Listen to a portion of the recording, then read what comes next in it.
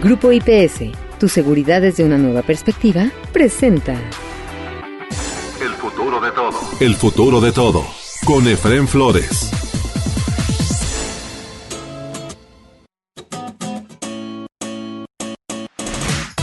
Bienvenidos a El futuro de todo, el podcast que ve hacia adelante, porque México tiene que ver ya la nueva realidad que imprime en cada uno de nosotros este maravilloso siglo XXI. Soy Efraín Flores, dándoles la bienvenida a un capítulo más de El futuro de todo. El futuro de todo. El futuro de todo. Con Efraín Flores. ¿Cuántas veces has escuchado que si quieres puedes o todo está al alcance de tu mano para lograrlo? Tal vez escuchaste vive de tu pasión o cambia tu vida ya. Apuesta por tus sueños y gana 6 cifras en menos de un año. Frases hechas para atraer por la esperanza. Y los que te las dicen se definen como especialistas en coaching o mentorías. Ni una ni la otra. Charlatanes que venden ilusiones. Por eso en El futuro de todo invitamos a una verdadera coach laboral para entender en qué consiste este trabajo que es muy importante y delicado para cualquier empresa. Mónica Kutolenque es coach de marca personal y carrera, mentora en búsqueda de empleo y reclutamiento, headhunter ejecutivo en Personity y miembro de la International Coaching Federation con sede en Lexington, Kentucky, que es la organización más grande mundial de coaches profesionales y fuente de coaches para personas y organizaciones. Mónica Kutolenque, bienvenida a El futuro de todo. Platícanos qué hace, a qué se dedica el coach laboral en México.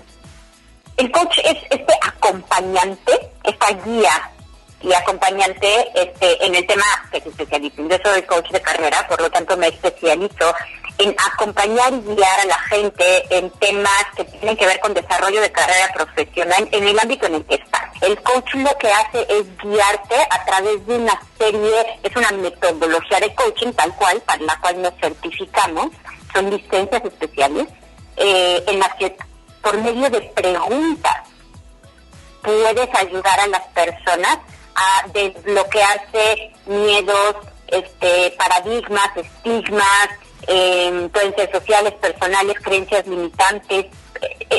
Es mucho más desde la perspectiva individual, más que la mentoría, que es sobre un tema muy especializado. Ya te entiendo. Además, entonces el coach también, se mete hasta con, todo lo que tenga que ver con buscar la eficiencia, la productividad, la calidad, el mejoramiento del ser humano para poderle rendir mejor a la empresa, tal y que el ser humano se beneficie ampliamente de ese impacto positivo a la empresa. Exactamente, aunque más bien yo le diría que es al revés. En lugar de que el ser humano se beneficie del impacto positivo de la empresa, es todo lo contrario. La empresa se beneficia del impacto positivo del ser humano. Entonces el coaching va específicamente al ser humano para que lo que sale de nosotros como personas sociales, familiares, intelectuales, académicas, todo lo que podemos tener, biológicas, nosotros podemos generar y crear un impacto hacia afuera. Entonces, al momento de crear un impacto hacia afuera, creamos un impacto directamente relacionado, cuando hablamos de coaching de carrera, en nuestras carreras profesionales. O sea, nuestros jefes, nuestros equipos, nuestros pares, nuestros subordinados, las empresas, en todos los sentidos. Impactamos en todos ellos de manera positiva. Exactamente, ese es el objetivo. Ahora bien, ¿cómo ves tú hacia dónde va este coaching? ¿Hacia dónde va la mano de obra? Hay un gran temor en México y a nivel internacional porque los seres humanos vamos a ser sustituidos por los robots. La robotización está causando problemas, está causando miedos. El ser humano yo considero que va a seguir siendo indispensable en todas las funciones. En todo caso, los robots, la inteligencia artificial, van a ser compañeros fundamentales para mejorar la calidad de eficiencia del trabajador mexicano y del trabajador de todo el mundo. Sí, es que ahí entiendo perfecto de dónde viene el miedo que tenemos todos como ser humano al decir nuestro trabajo, nuestro empleo, se va a reemplazar por un robot y ¿yo qué hago?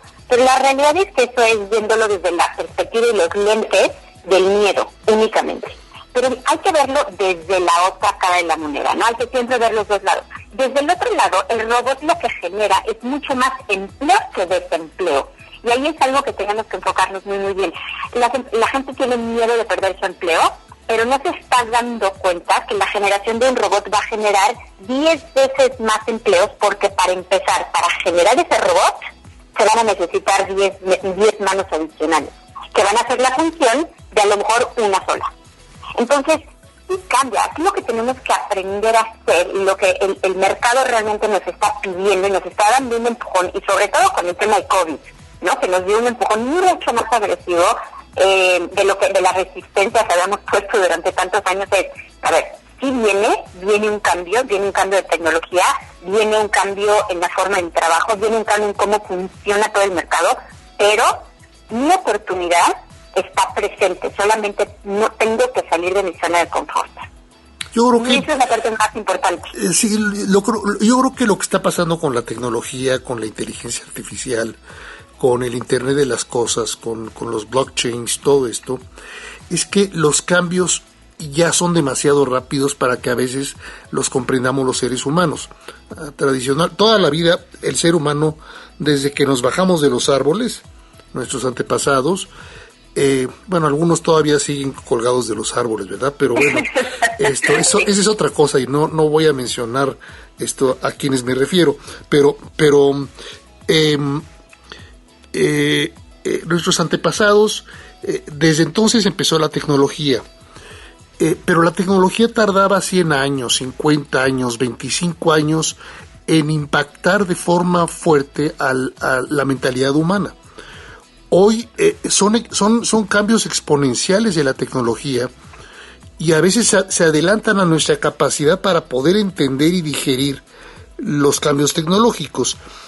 Eso es lo que yo creo que nos da mucho miedo, ¿no? Sí, eso definitivamente es un factor muy importante. La tecnología avanza a una velocidad que ya es difícil llevarle el ritmo, sobre todo si no estás involucrado en ese tema del desarrollo. Pero también hay un factor y un porcentaje bastante alto que es la resistencia al cambio. Porque, por ejemplo, ahorita si nos ponemos a analizar el mercado como fue antes de COVID, en donde ya existía la tecnología, ya existía, por ejemplo, el hacer reuniones virtuales, ya existía la opción de hacer home office, ya existía la opción de hacer todo por medio de e-commerce, ¿no? Pero ¿qué estaba pasando? La gente decía, no lo necesito, no me importa, a mí no. Es una resistencia, es una barrera que el ser humano durante muchos años se puso, porque claramente todo eso ya existía. Nada más que no todo el mundo lo estaba aprovechando, porque todos nos quedamos siempre con esta mentalidad de decir, si siempre me ha funcionado así, como por qué tendría que cambiar, ¿no? Y yo a mí me toca desde la perspectiva de reclutamiento, cuando estoy tratando con muchos de mis clientes en corporativos, podría decir medianos, en muchas empresas familiares en México muy tradicionales, la respuesta más común que yo recibía es, si así en los últimos 30 años, ¿por qué habría de cambiar? Y eso es eso no es tema de la tecnología que avanzó rápido, es del ser humano que no quiso avanzar del todo. Y te digo una cosa, también puedes irte a las empresas grandes, y en las empresas grandes también decían, bueno, de acuerdo, tenemos computadoras, dotamos a nuestros trabajadores con computadoras, con sistemas de verificación, pero hasta ahí, no tenemos por qué estar invirtiendo. Se insistió muchísimo, y durante también muchos años, inviertan más, o sea, destinen parte de sus ganancias a la inversión en tecnología, y no lo hacíamos aquí en México. Nos cayó de sorpresa la pandemia, se cierran las oficinas y no queda más que invertir en equipos, y casi a regañadientes, para que los trabajadores puedan operar a distancia, desde sus casas o lugares más seguros, para no contagiarse con el coronavirus. Hoy por hoy estamos ya estudiando nuevos modelos de trabajo, donde probablemente la nueva normalidad no sea regresar al pasado, sino darle una bienvenida total al siglo XXI y decir, pues la nueva normalidad va a ser también trabajar y colaborar con nuestros empleados de una forma híbrida, ¿no? un X porcentaje de tiempo a distancia y un X porcentaje de tiempo en las oficinas o en las plantas de trabajo. Exacto, y digo, lo que dices del tema híbrido me parece algo que todavía es un reto bastante grande para el ser humano en general. En México es un gran reto. Creo que, como te decía, tuvimos muchos momentos en donde pudimos haber tomado la decisión de hacer el cambio. Por ejemplo, uno muy, muy claro para México fue el temblor del 2017, ¿no? En donde no lo vivió el país completo, pero la zona que lo vivió, en donde no podían regresar a sus oficinas o no podían regresar a sus casas, ¿no? Y tener que hacer este cambio de decir, tengo que lograr cambiar toda mi estructura durante 2, 3, 4 semanas en lo que esto regresa a la normalidad, pudimos haber hecho ese cambio, ¿no? Como que el mundo nos fue avisando poco a poquito. Ahí les voy a dar diferentes cosas, ¿no? Y hay ciudades a lo mejor en donde es el huracán, el tsunami, el temblor, el incendio. Yo creo que el mundo nos preparó y no quisimos escuchar. Ahora, desde la perspectiva que lo mencionas ahorita, se me hace muy interesante, en donde tenemos que hacer, no vamos a regresar a la normalidad anterior, porque yo creo que esa ya nunca más va a existir. En ningún país, déjate México, en ningún país, ya nos cambió, no solamente por el tema muy específico de laborar dentro de una oficina o dentro de un hogar, sino en cuáles son mis prioridades, qué quiero, qué es importante para mí dentro del trabajo, porque hay una tendencia ahorita que a México no debe de tardar en llegar. Yo ya la empecé a escuchar en varios corporativos internacionales, pero por ejemplo en Estados Unidos ya se oye en todos los periódicos, y de aquí en México no tarda, y el resto de Latinoamérica, que se llama The Great Resignation, o sea, la gran resignación. ¿Y qué significa este movimiento?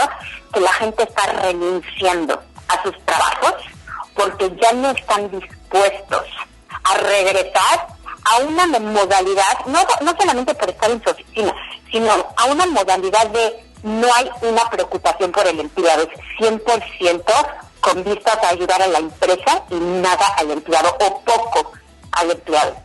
Entonces, aquí es en donde viene la parte interesante. Ya no creo que sea tanto el si tengo que comprar laptops para todos mis empleados porque así se pueden mover y trasladar a donde sea que lo necesiten, o si quiero que vengan de 9 a 6 y estén en unas sillas sentados de 9 a 6 sin moverse, y es más, si te vas a las 6 te ve mal, te tienes que quedar a las 7 o a las 8 para que seas bien visto por el jefe, que ese argumento cuántas veces no lo escuché, sino que realmente es, ¿qué quiero? ¿Qué le voy a ofrecer a la gente? ¿Le voy a ofrecer desarrollo?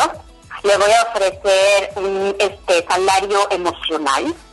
¿O me voy a seguir quedando en las costumbres y tradiciones que hemos tenido los últimos 20, 30, 40, 50, 100 años dentro de este corporativo? Y yo creo que ahí es en donde está la clave de dónde nos tenemos que mover y dónde tenemos que apretar. No tanto cuántas computadoras y celulares vamos a tener que invertir. Yo creo que ese es un punto que ya se debió haber hecho el año pasado, cuando nos mandaron a todos a nuestras casas, y no había de otra. O es aquí o quiebra la empresa, ¿no? Entonces, más bien es, ¿qué quiero yo? ¿Qué quiere el empleado? ¿Qué está dispuesto a hacer la siguiente generación? Que la siguiente generación, si hablamos de los seniors, ellos sin pena van a decirte, a mí no me das la oportunidad de ir a visitar como papá a mis hijos a la escuela, no gracias, no quiero, yo quiero ir al festival del Día del Padre, el Día de las Padres, de la primavera, su graduación, la clase pública, todo, con todos los privilegios. Todo este concepto de maternidad y paternidad, el concepto de poder trabajar desde donde tú quieras, no importa si te quieres ir a vivir a las afueras porque te hace más feliz trabajar en el campo y salirte de Bravos y trabajar desde ahí, si vas a dar exactamente el mismo resultado y tus hijos y tu familia van a vivir tranquilos bajo un esquema mucho más seguro, por ejemplo, o más limpio. Quieren vivir en contacto con la naturaleza. Este cambio es el que tenemos que empezar a ver como parte del futuro del trabajo, que va mucho más allá de un proceso económico. Yo creo que es también un proceso social. No sé cómo lo ves. Es un proceso social y muy importante, yo creo, el proceso social. Mira, apenas estamos empezando a digerir esto, yo creo que no nada más en México, a nivel mundial. Los nuevos modelos económicos y los nuevos modelos de negocio que se están gestando, a partir de 2018 empezaron a gestarse. Ya desde el, sabes que el gran golpe económico del 2008, la crisis económica mundial del 2008, hizo que empezaran las reconversiones y las recapacitaciones de los intelectuales, de los pensadores, de los analistas, de los economistas financieros, políticos, que comenzaron a decir: esto ya tiene que cambiar, no más lo que vivimos en 2008. Y ahí empieza la reexpresión de los modelos económicos, también tomando en consideración que cada vez es más evidente la emergencia mundial en la que nos encontramos contra un enemigo común, que es el cambio climático. Ese cambio climático te va a obligar a realizar muchas reexpresiones de los modelos de negocios, y en los modelos de negocios y económicos pues va a venir también la reexpresión de los modelos laborales.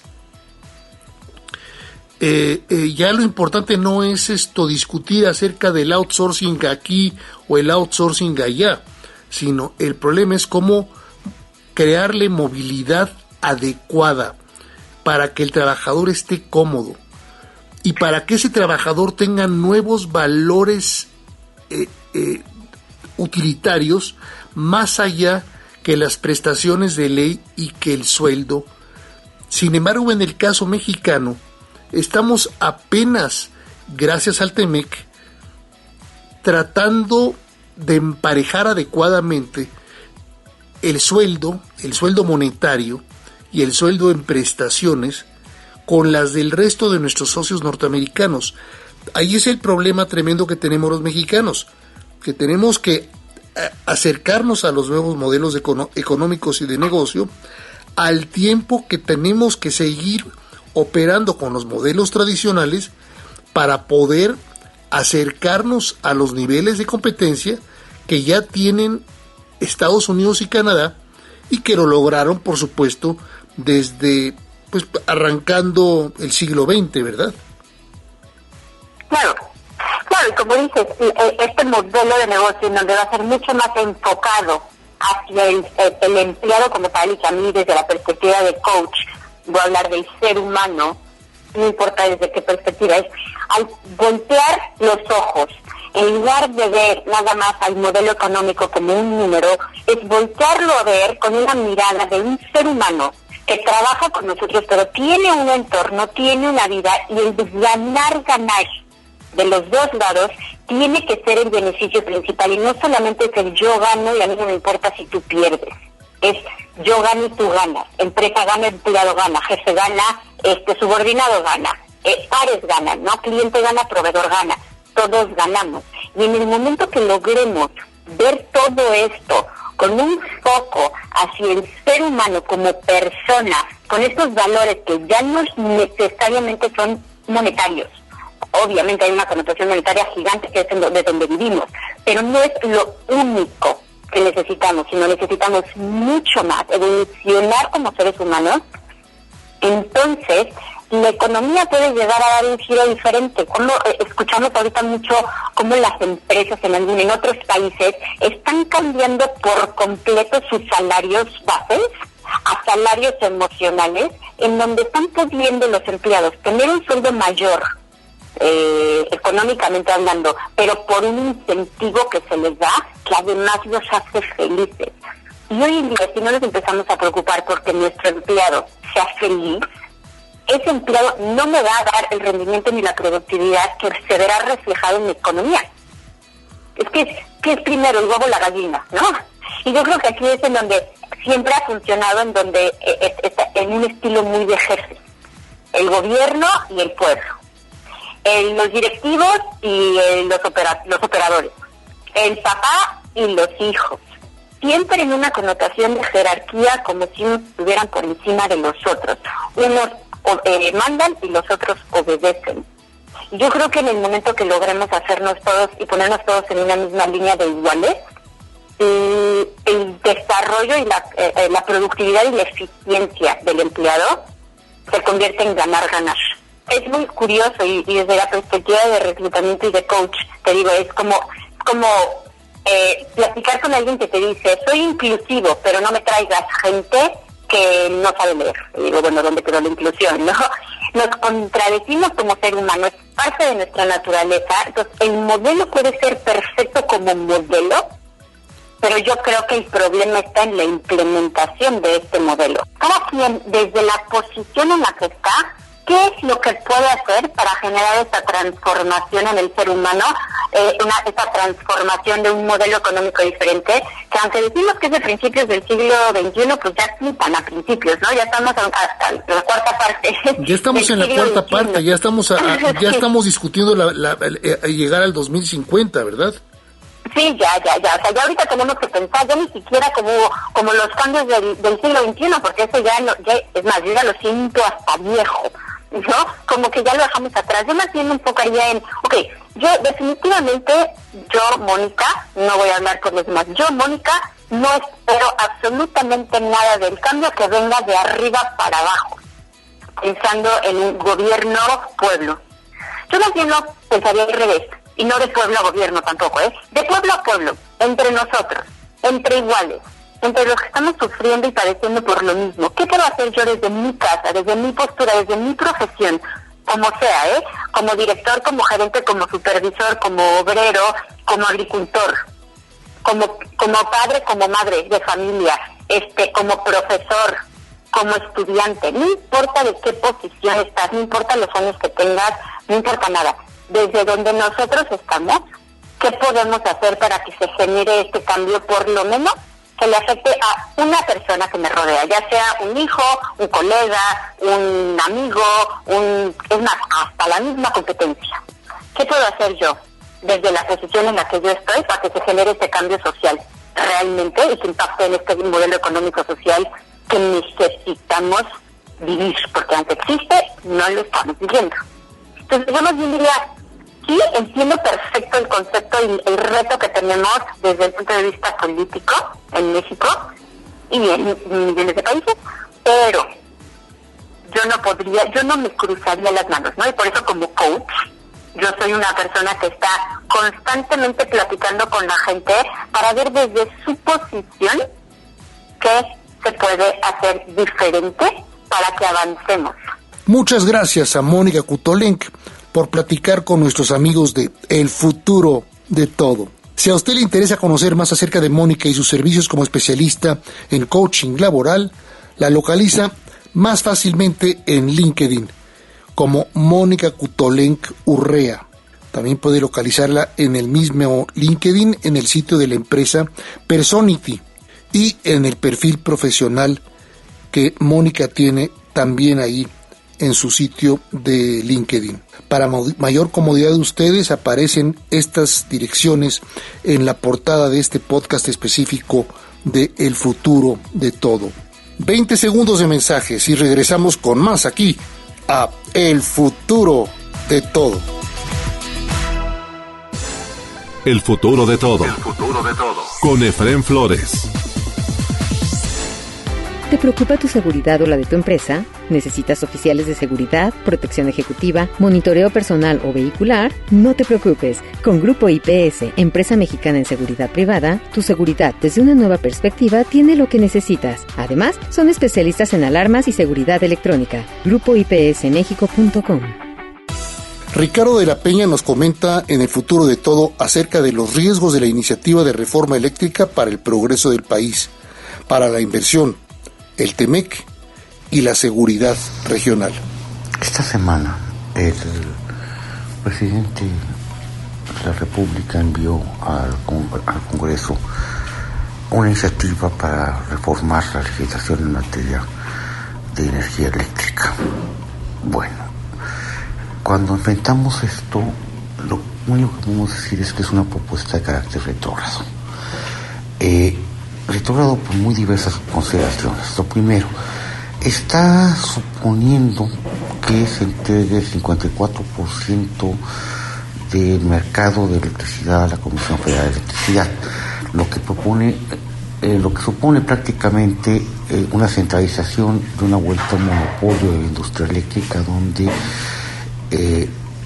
se podrían tener efectos adversos y muy graves en distintos sectores de la vida nacional, puesto que impactaría tarifas. Se elevarían los precios de la electricidad a los consumidores, se dejaría en manos de un único aportante de energía la fijación del precio. Eso sería un primer problema. Ahora, esta iniciativa viola acuerdos internacionales, comenzando por el TEMEC, al estatizar prácticamente la industria eléctrica, lo que podría provocar la pérdida de confianza de inversores y también salidas de capitales, por no hablar de un reclamo a nivel formal entre los gobiernos que forman parte de este acuerdo multinacional.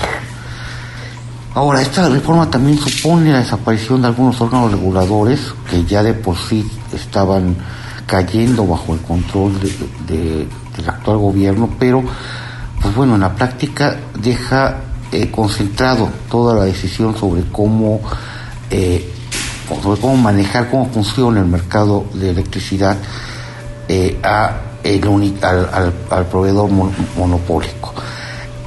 Finalmente, también creo que es importante que esta propuesta va en contra de la certificación de energías limpias, va a contrapelo de lo que tenemos establecido como compromiso en el acuerdo de París, y que de alguna manera tiene que ver con el cumplimiento de principios que permitan ir avanzando en el control del cambio climático y en el establecimiento de pautas que permitan un desarrollo más acorde con lo que las tecnologías modernas permiten. Cuando uno ve todo esto, uno supone que esta propuesta no debiera pasar. Es una reforma de carácter constitucional y por ende requeriría dos terceras partes de la Cámara de Diputados votando a favor. Morena y sus aliados no cuentan con esta proporción. Sin embargo, el gran peligro que se tiene es que pudiera algunos de los partidos grandes que forman parte de la oposición formalmente pudieran ser aquellos que votaran. En particular se teme que pudiera haber una respuesta por parte del PRI favorable a esta reforma. Si esto ocurre, no solo estaríamos ante el problema de que estaríamos teniendo un retroceso en materia de normatividad para la operación del sector energético, sino que además estaríamos viendo una ruptura de la unidad posible de este bloque que es Sí por México, que sería el bloque que estaría tratando de contraponer al Ejecutivo Federal y sus propuestas, y de alguna manera podría anticipar las dificultades para conformar un bloque opositor rumbo a las elecciones de 2024, lo cual en la práctica significaría estar incrementando las probabilidades de que el actual partido gobernante continúe en el poder. Es una combinación peligrosa en todos sentidos para la oposición, porque por un lado devuelve el monopolio de la industria eléctrica al gobierno, se contrapone y no cumple con normatividades de carácter internacional, y finalmente significa un retroceso tanto en lo económico por todo esto, como en lo político, porque sería un riesgo muy serio de que pudiéramos estar ante lo que sería una pérdida de la posibilidad de un bloque opositor. Muchas gracias a Ricardo de la Peña por su comentario en El Futuro de Todo. Si a usted le interesa conocer más sobre Ricardo de la Peña e investigaciones sociales aplicadas, visite el sitio www.invesoc.com, que para mayor facilidad publicamos aquí en la portada de este podcast específico de El Futuro de Todo. Eso es todo por hoy en El Futuro de Todo en México y de cara al mundo. La realización y producción de este podcast, El Futuro de Todo, está a cargo de Mario Díaz y su equipo en redes. Un servidor, Efrén Flores, se despide de ustedes esperando contar con su presencia en el próximo de nuestros podcasts de El Futuro de Todo. Hasta entonces. El futuro de todo. El futuro de todo. Con Efrén Flores. Grupo IPS, tu seguridad desde una nueva perspectiva, presentó El futuro de todo. El futuro de todo. Con Efrén Flores.